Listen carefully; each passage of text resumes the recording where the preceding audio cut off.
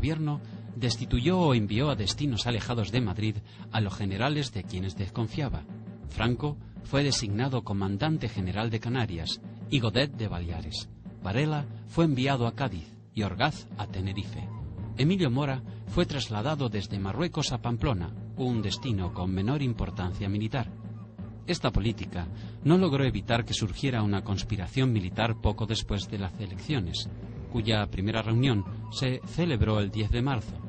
Los conjurados proyectaron sublevarse en abril, pero no lo hicieron porque el gobierno descubrió sus manejos y se agravó el cáncer que sufría el general Rodríguez del Barrio.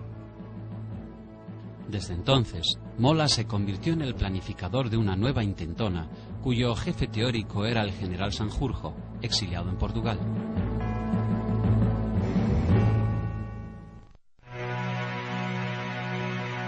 La conspiración militar será conocida y alentada por sectores políticos conservadores y de derechas que la financiaron. Juan Marc depositó 500.000 pesetas en un banco extranjero para Franco y otras tantas para Mola. Gil Robles entregó a Mola 500.000 pesetas de la Caja Electoral de Acción Popular. Tanto carlistas como falangistas participaron de la conspiración, pero los militares no dejaron que ningún civil tuviera capacidad de decisión en la organización de la sublevación. La operación antirrepublicana revestiría un carácter específicamente militar. Se conformaría como la suma de tres impulsos. Por un lado, los jefes y oficiales integrados en la Unión Militar Española, UME, agrupación corporativa y nacionalista, secreta y clandestina, que agrupaba a la mayoría de los oficiales. Por el otro, la Junta de Generales de Madrid y la rebelión organizada por el general Emilio Mola bajo el seudónimo de El Director. Las Fuerzas Armadas no serían instrumento de determinados partidos políticos o grupos de presión, sino que asumirían la destrucción de la República Frente Populista con criterio esencialmente corporativo.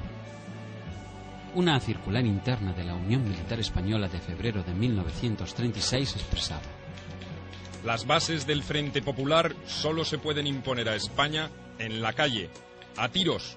Antes que consentir el triunfo del comunismo, el ejército español aplastará para siempre la revolución.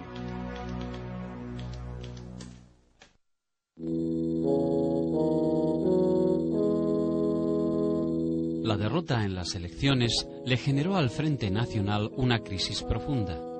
Gil Robles perdió su liderazgo y la CEDA sufrió el impacto. Sectores de la derecha comenzaron a traslucir su decepción por la República y apoyaron a un político monárquico y admirador de Mussolini, José Calvo Sotelo. La retórica de Calvo Sotelo era decididamente subversiva.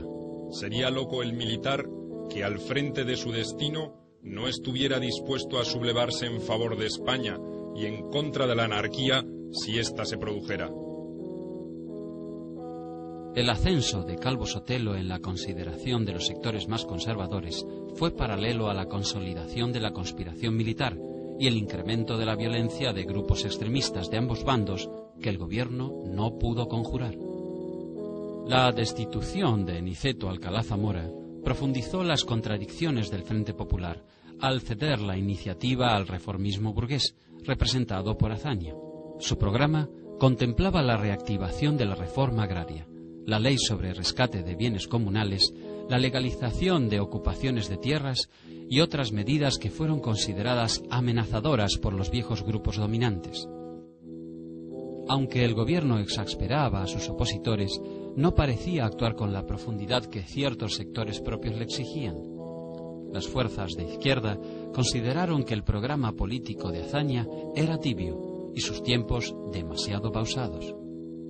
El proletariado exigía de forma impaciente cambios profundos y estaba empeñado en una dura lucha contra la patronal, que a su vez también se radicalizaba cada vez más.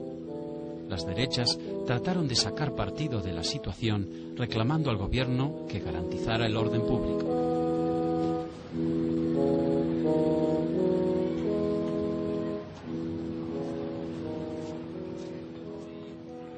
Uno de los grandes argumentos de la derecha española para justificar la guerra es que el Frente Popular, el periodo del Frente Popular, fue un periodo de grave desorden. Eso no es verdad, aunque sí es verdad que aumentó el conflicto, en efecto. y que un presidente del gobierno débil como Casares Quiroga no supo hacer las cosas, eso está claro. Pero esos desórdenes no pueden justificar la guerra de ninguna manera. Gil Robles empleó ese argumento en las Cortes sistemáticamente, y Calvo Sotelo emplearon ese argumento para señalar la ilegitimidad del gobierno del Frente Popular, que era incapaz de controlar el orden público. En efecto, hubo mucho conflicto, pero no un desorden generalizado, no. El 15 de abril, Calvo Sotelo responsabilizó a las autoridades de los hechos violentos, tales como incendios de iglesias y comercios y enfrentamientos entre grupos antagónicos de ciudadanos. Reiteró la acusación el 16 de junio señalando la ruina de todo sentido de autoridad nacional. Otros dirigentes derechistas como Gil Robles, tan íntimamente vinculado a la Iglesia católica, no decían menos.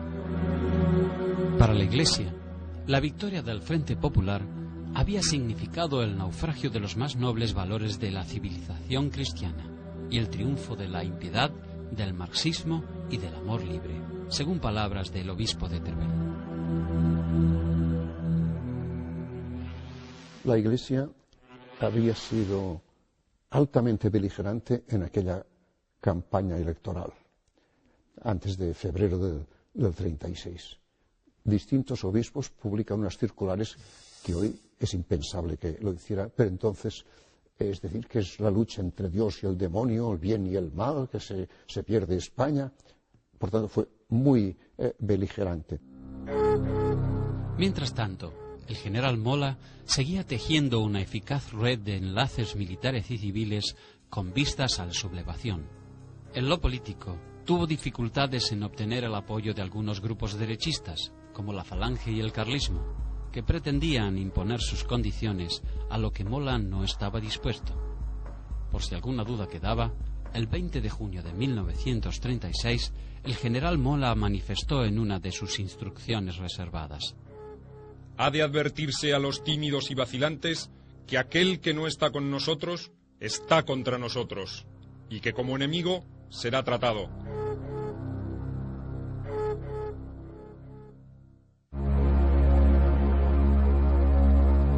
En la noche del 12 de julio de 1936, el teniente de la Guardia de Asalto y ferviente socialista José Castillo resultó asesinado a balazos por pistoleros de derechas. La réplica fue fulminante. En la madrugada del 13, un grupo de compañeros de Castillo, un capitán de la Guardia Civil y el antiguo guardaespaldas de una diputada socialista, secuestraron y mataron a Calvo Sotelo. Los asesinatos de Castillo y de Calvo Sotelo hay que contemplarlos en el marco de la violencia generalizada de finales de la primavera, principios del verano de 1936. Castillo era un instructor de las milicias socialistas que estaba fichado por los activistas de extrema derecha como una de las personas a eliminar físicamente para perjudicar o incluso desarticular a las milicias juveniles de los partidos obreros. Por lo tanto, su asesinato fue un atentado terrorista premeditado de carácter político. En el caso de Calvo Sotelo fue distinto. Su asesinato no estaba previsto. De hecho, los policías que lo ejecutaron buscaban a otros líderes parlamentarios. Buscaron a Gil Robles, buscaron a Antonio Goicoechea, el dirigente de la Renovación Española, pero no les encontraron. Y Calvo Sotelo sí estaba en su casa.